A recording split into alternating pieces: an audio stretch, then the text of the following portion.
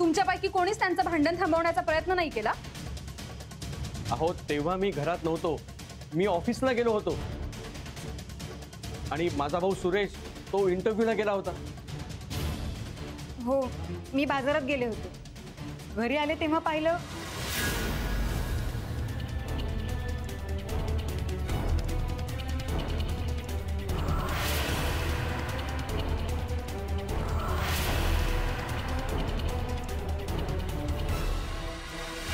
हे दृश्य बघितल्यावर मी घाबरले. लगेच आईंकडे गेले आणि केशरला विचारलं, केशर काय केलंयस तू? हे आई आई आई उठा ना. केशर काय केलंस तू आईंना? तुझा रक्त माझ्यावर होता ना, मग आईंना का मारलंस तू? बोल ना, शिगप्पा काय तू? आई आई आई उठा ना. आई म्हणजे तू रिसिव्हर मुद्दाम काढून ठेवलास? घरात कोणीने याचा फायदा घेऊन तू आईंवर हल्ला केलास ना? मग मी लगेचच रमेशना फोन केला आणि घडलेलं सगळं कळवलं. हॅलो हॅलो रमेश, ऐका ना, केशरने आईंवर जीव घेणा हल्ला केलाय.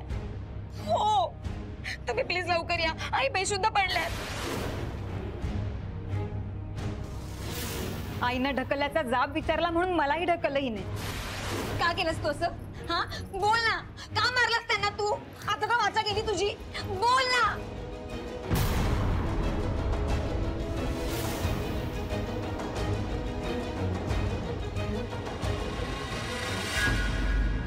रंजनाने फोन केल्यावर मी डॉक्टरांना घेऊन घरी आलो आणि लगेच आईला हॉस्पिटलाइज केलं. हिने माणुसकी सोडली असली तरी आम्ही सोडलेली नाहीये आणि म्हणूनच आम्ही डॉक्टरांनाच काय आणखीन कोणालाही हिने जे आई बरोबर केलंय ते सांगितलं नाही.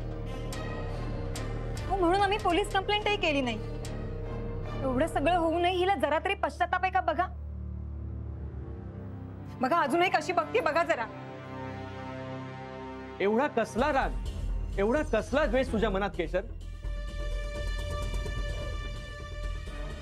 तू आईला का मारलंस? पण लक्षात ठेव केशर, मी माझ्या आईला काहीही होऊ देणार नाही. बरं करीन तिला, कितीही खर्च झाला तरी.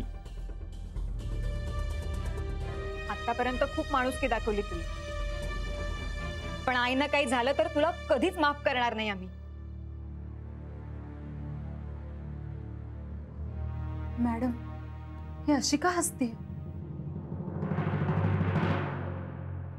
तुमच्या वागण्याचं मलाही आश्चर्य वाटतंय म्हणाले. हिने जेव्हा आईंवर हमला केला तेव्हा घरात कोणीच नव्हतं असं म्हणालात ना तुम्ही? हो हो, कोणीच नव्हतं. मग कदाचित तुम्हाला वाटतंय त्यापेक्षा काही वेगळा प्रकार घडलेला असू शकतो ना. या सगळ्यावर केशरचं काय म्हणणं?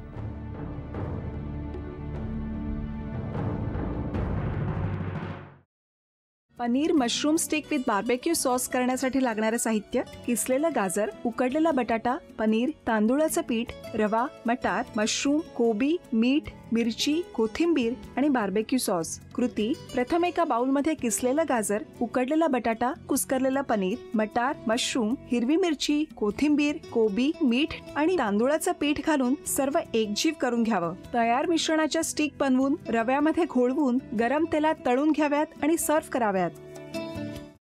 मामी, कोणता भक्त हाक मारतो आहे? ध्यानात इतके मग्न आहात. बाणाईला भेट घ्यायची आहे देवी. वाटलंच मला. ही अस्वस्थ असणं स्वाभाविकच आहे. तिच्या दृष्टीने हे सारंच गोंधळून टाकणार आहे. अशा वेळी तिला तुम्हाला किंवा मला भेटावं असं वाटणं हे स्वाभाविक आहे. नमस्ते अंकल जी. वो हमें आपसे कशा करता आलेस तू इथे? विकीची चाहरी करायला?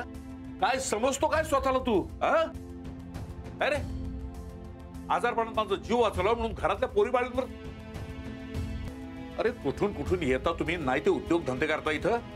खपवून घेणार नाही मी सांगतो तुला. मी फार वाईट माणूस आहे, लक्षात ठेव. पोलिसात देणार होतो तुला. केवळ विकी आडवा आला म्हणून लक्षात ठेवलं, ते इथून दिंड काढणार होतो तुझी मी.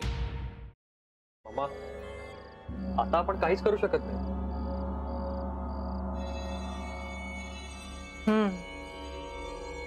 पण आर्चिस, हे असं कसं शक्य आहे? आपण तर सगळे आवाज रेकॉर्ड केले होते ना, राईट? हो. मग हे असे कोणते आवाज रेकॉर्ड झाले जे आपल्याला ऐकूच आले नाहीत? I mean, how can it be possible?